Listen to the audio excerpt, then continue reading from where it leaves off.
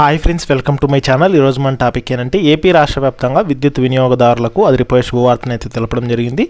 మే 1వ తేదీ నుంచి కరెంట్ బిల్ కట్టేవారికి అదిరిపోయే శుభవార్తను అయితే ప్రకటించడం అయితే జరిగింది. సో దానికి సంబంధించిన పూర్తి వివరాలు అనేది వీడియోలో అయితే తెలుసుకుందాము. సో వీడియోని అయితే స్కిప్ చేయకుండా చివరి వరకు చూడండి. వీడియోలోని ఇన్ఫర్మేషన్ నచ్చితే ఛానల్ని సబ్స్క్రైబ్ చేసుకోండి.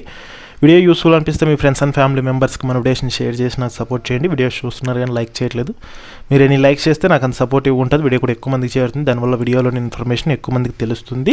అలాగే వీడియోని హైప్ అయితే ఇవ్వండి.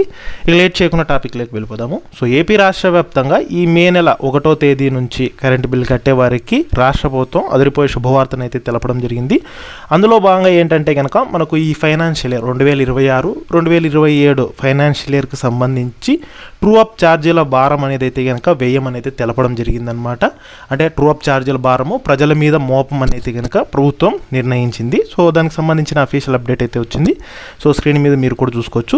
ఫైనాన్షియల్ ఇయర్ 2027లో కరెంట్ ఛార్జీలు పెంచకూడదని, అంటే మనకు 2026 నుంచి 2027కు సంబంధించి కరెంట్ ఛార్జీలు పెంచకూడదని, ప్రజలపై ట్రూ అప్ భారం వేయకూడదని ప్రభుత్వం నిర్ణయించింది. డిస్కంలకు 15,790 కోట్ల రెవెన్యూ లోటును తామే భరిస్తామని ఏపీ ఈఆర్సీకి లేఖ రాసింది. దీనివల్ల 1.36 కోట్ల గృహ విద్యుత్ వినియోగదారులకు మేలు జరగనుంది. ఇక 22 లక్షల మంది రైతులకు, అలాగే 22 లక్షల మంది ఎస్సీ, ఎస్టీ, ఇతర బలహీన వర్గాల కుటుంబాలకు ఉచిత రాయితీ విద్యుత్తు కొనసాగనుంది. 2 లక్షల మంది వాణిజ్య వినియోగదారులకు యూనిట్ ₹12.25 నుంచి ₹9.95 అయితే కనుక తగ్గనుందనమాట. సో ఇది మనకి ఫైనాన్షియల్కి సంబంధించి నిర్ణయం అయితే తీసుకోవడం జరిగింది. ఇక మరోవైపు చూసుకుంటే ఏపీలో నేతన్నలకు అయితే కనుక మనకు ఉచిత విద్యుత్ని అయితే కనుక ప్రారంభించడం జరిగింది. అంటే ఈ యొక్క మరమగ్గాలు ఉన్నట్లయితే కనుక వారికి 500 యూనిట్ల వరకు, అంటే పవర్ లూమ్స్ ఉంటే 500 యూనిట్ల వరకు ఉచిత విద్యుత్తు, అలాగే చెయ్యి మగ్గాలు అంటే చేనేత మగ్గాలు ఉంటే కనుక సో 200 యూనిట్ల వరకు అయితే కనుక నెలకు కరెంట్ అనేది అయితే కనుక అందించడం అయితే జరుగుతుంది. సో ఈ పథకం ద్వారా దాదాపుగా 4 లక్షల మందికి లాభం కలుగుతుందని అయితే కనుక మంత్రి సవిత అయితే కనుక తెలపడం జరిగింది. దీన్ని ఆల్రెడీ మనకు ప్రారంభించడం అయితే జరిగిందనమాట.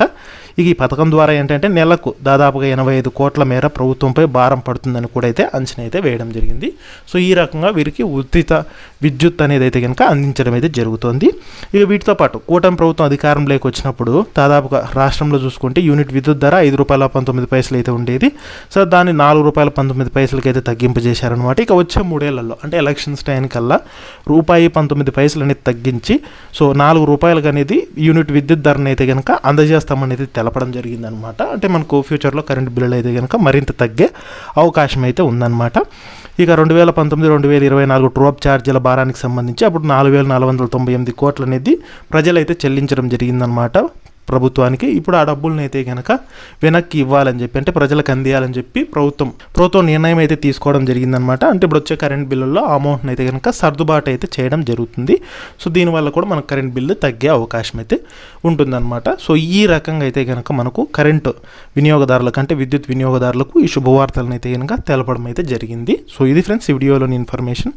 వీడియో నచ్చినట్లయితే ఛానల్ని సబ్స్క్రైబ్ అయితే చేసుకోండి.